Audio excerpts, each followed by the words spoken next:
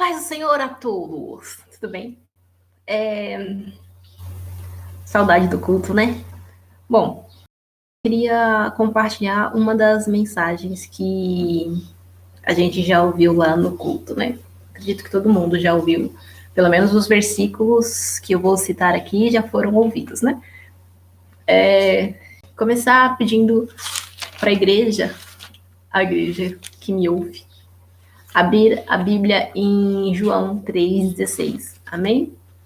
João, Evangelho de Jesus, segundo escreveu João, capítulo 3, versículo 16, que diz: Porque Deus amou o mundo de tal maneira que deu seu Filho unigênito para todo aquele que nele crê não pereça, mas tenha a vida eterna.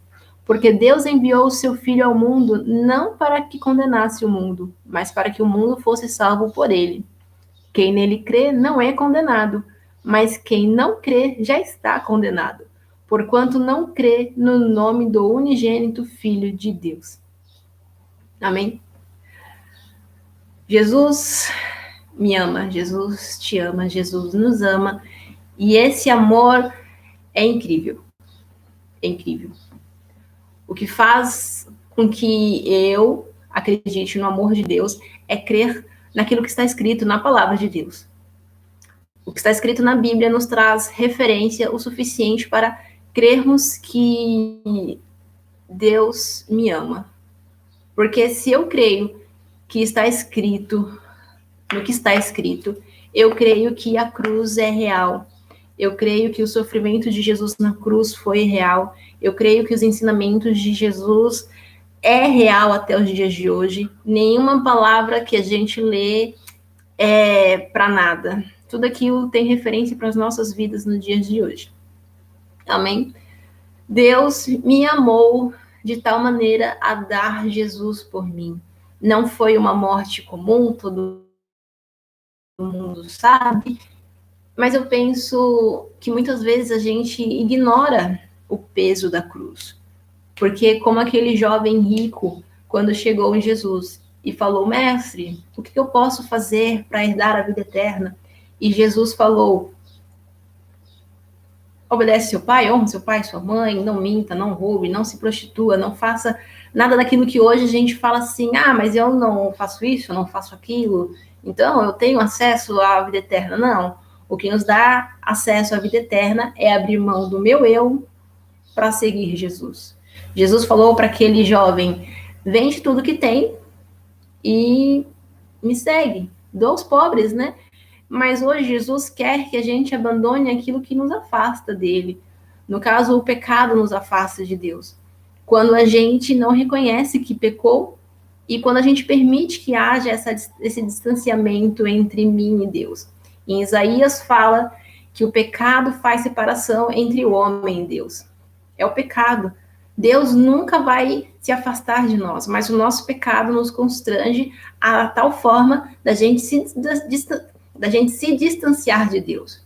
Como se Deus não conseguisse ver a gente quando a gente se esconde dele. Em Salmos 139 fala que não tem como a gente se esconder de Deus. Ainda que no inferno a gente colocasse a nossa cama, lá Deus está. Não há o que a gente possa fazer para esconder a nossa face de Deus. Mas essa mania da gente querer se esconder de Deus quando peca é igual a criança que quando faz coisa errada, a mãe fala assim: quando seu pai chegar, eu vou contar para ele. E aí, antes do nosso pai chegar, a gente vai lá e para a cama e finge que está dormindo, ou tenta dormir porque pensa: ele vai me ver dormindo e não vai acontecer nada. Mas Deus não dorme. Deus conhece o nosso interior e sabe o porquê que a gente peca, o que fez a gente cair, o que fez a gente não fazer aquilo que ele nos mandou fazer, porque isso é errado.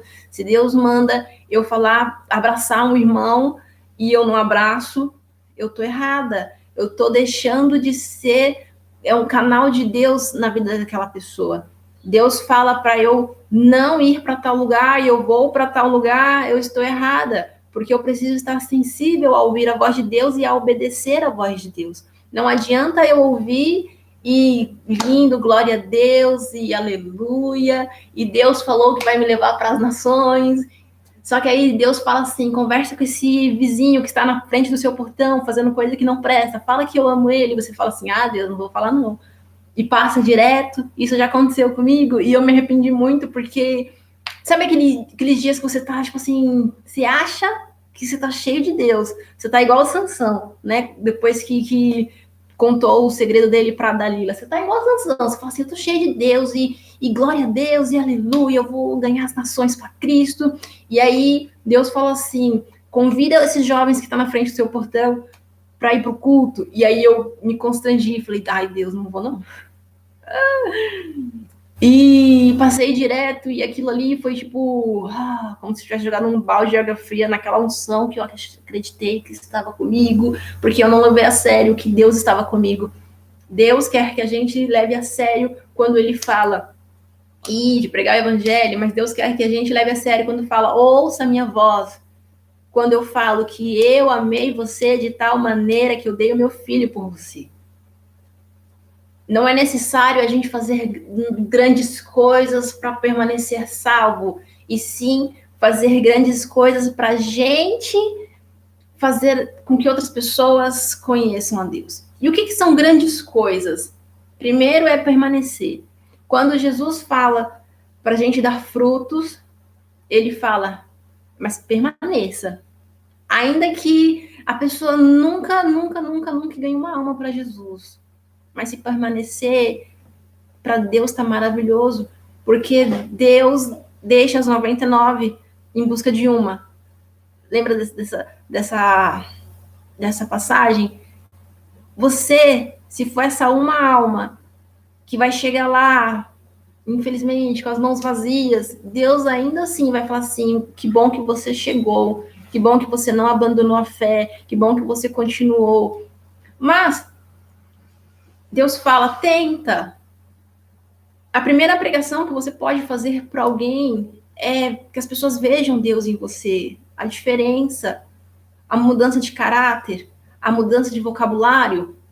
Eu não falo nem mudança de vestimenta, mas a mudança tem que vir de dentro para fora. Se a gente era uma pessoa muito irritada, não vai mudar da água para o vinho. Mas é quando alguém te irritar e você não responde, aquela pessoa vai, ué, o que é que aconteceu? Desperte a curiosidade nas pessoas para elas verem que Deus tem feito algo na sua vida, começando de dentro para fora. Porque ele amou o mundo de tal maneira que ele se deu por você. Se doe por alguém. Não sabe falar o que da Bíblia, fique do lado daquela pessoa. Sabe aquela frase, Jesus te ama?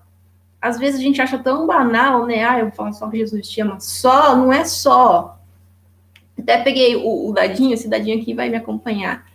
Isso aqui não é só. Isso aqui não é só. A pessoa fala assim, Jesus me ama, por que tem acontecido? Não. Você fala assim, não, peraí, Jesus te ama, por isso que aqui, ó. Qual que é a dor maior? A dor de cotovelo que as nossas amigas sentem por ter levado um fora? Ou a dor que Jesus sentiu? O que é maior? Fala, amiga, você tá chorando por uma pessoa que nem tá ligando para os seus sentimentos quando Jesus ligou para você mesmo antes de você nascer. Fala, mãe, tá difícil, mas vai passar, tudo passa. A palavra não passa, mas fala. Tem um ditado, tem uma conversa que eu sempre tenho com as minhas amigas, que é tudo passa, que passa, gente. Quantas vezes a gente não teve feridas no passado que hoje não dói? Porque passou, mas na hora a gente fala assim, que não vai, que vai durar 10 anos. Não dura. Mas o sentimento de Cristo, até hoje, é eu morri por você. O sentimento de Cristo é, eu perdi, eu doei meu sangue por você. E não é um sentimento de perda, mas foi uma missão que ele aceitou. Jesus falou para Pedro, quando Pedro foi lá defender ele, e pegou a espada e na orelha lá do soldado, Jesus falou assim: você acha que se eu não quisesse, eu não pediria ao meu pai e viria uma legião de anjos para me defender? Eu não quero. Não precisa. Eu não vou abandonar aquilo que eu deixei meu pai colocar no meu coração. E lá na cruz, quando as pessoas falavam assim: você não é filho de Deus? Fala para ele enviar os anjos. E aí Jesus não falou nada. Falou: Deus, eles não sabem o que falam. Porque a gente, muitas vezes, a gente coloca o poder de Deus em dúvida quando a gente pensa: ah, mas eu poderia estar tão melhor lá fora. Ah, mas antes de ir para a igreja, que não é para a igreja, antes de você ter um relacionamento com Deus, ir para a igreja não significa que você tenha um relacionamento com Deus. Mas você pensa: ah, mas antes de ir para a igreja, eu tinha uma vida tão boa.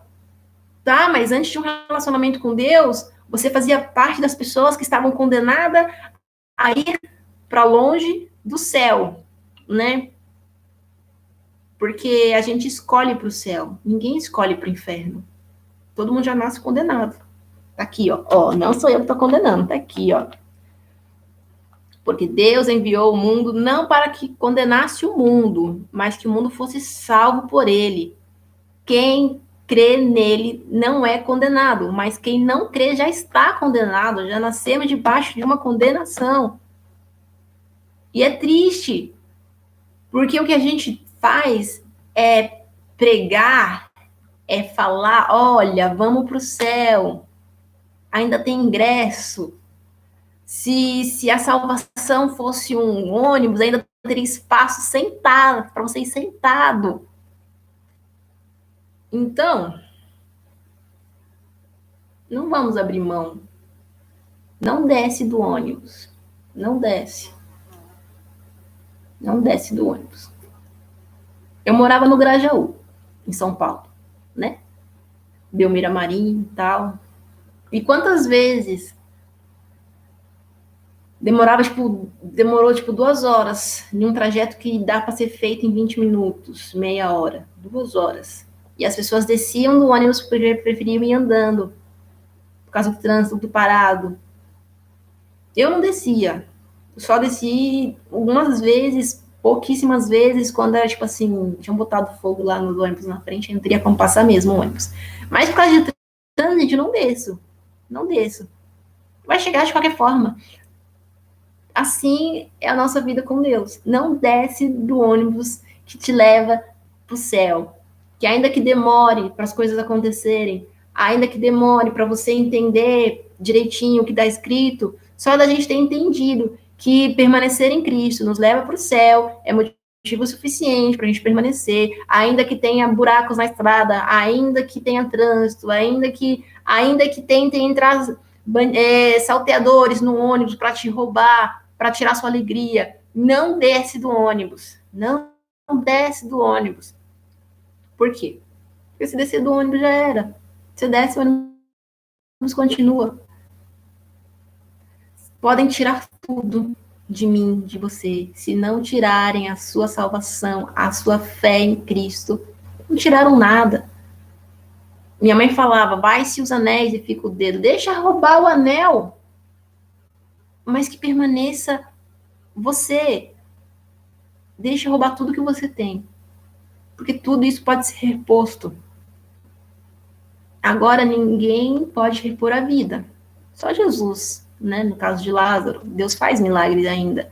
Mas a palavra de Deus também fala que ao homem está sujeito a uma única morte. E logo depois, o juízo. No caso, morreu com Cristo, morreu sem Cristo, não desce do ônibus. Permanece crendo, porque Deus me amou de tal maneira que deu Jesus por mim. Jesus, muito obrigada. Senhor, me ensina a ser grato pelo que o Senhor fez por mim. Me ensina a ser grato pelo tanto que o Senhor sofreu por mim. Se você ainda não sentiu o peso da cruz, ore ao Senhor. Deus, me ajude a entender como é que foi. Me ajude a entender o que eu preciso entender para não abrir mão da minha salvação. Amém?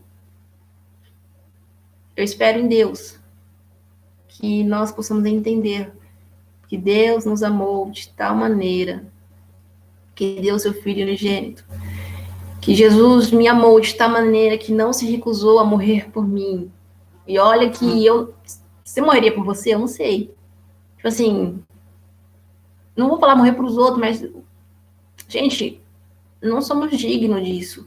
Mas Jesus, ainda assim, morreu por nós. Espírito Santo, muito obrigada por não ter se negado a vir e ser meu amigo, consolador, porque Ele consola. Ele consola com a presença dEle. As pessoas vão embora, mas Ele permanece. As pessoas nos traem, mas Jesus permanece fiel. Nosso coração muitas vezes é magoado, ferido, mas o Espírito Santo conosco, ele acredita em nós. Quando ninguém acredita que você pode mudar, ele acredita que você pode mudar, porque ele que te ajuda a mudar. Sem ele nós não conseguimos, mas ele fala, vamos tentar de novo. Vem, vamos tentar de novo. Eu acredito em você, eu acredito no seu potencial, porque eu potencializo os meus dons em ti, eu quero te usar da maneira que você está. Vem.